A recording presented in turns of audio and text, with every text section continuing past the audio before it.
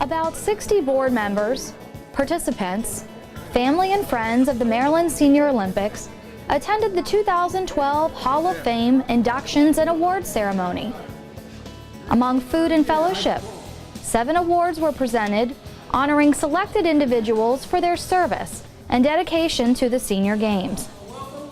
Executive Director of the Maryland Senior Olympics, Ted Roth, opened the ceremony before citation awards were given, presented to those individuals who have contributed significant time and service.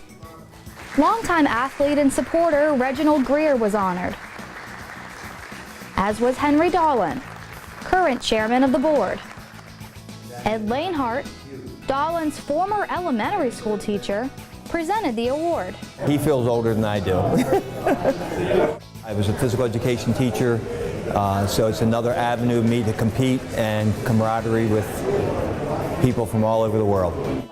Care First Blue Cross Blue Shield was given the Robert G. Ziegler Service Award for their contributions to this year's Olympics.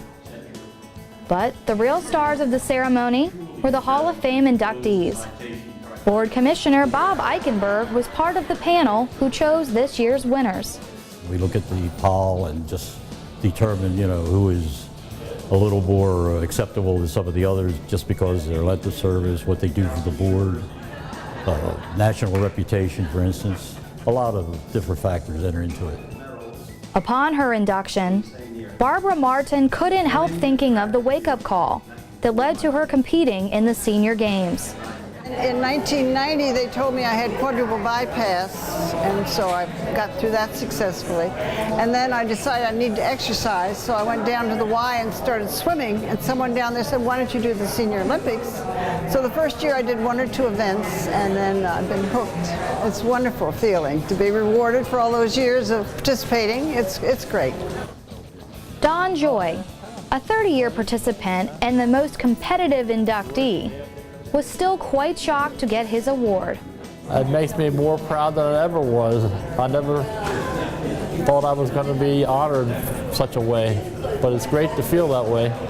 Accepting his award, George Huson said he could finally settle a score he's had with his wife for years.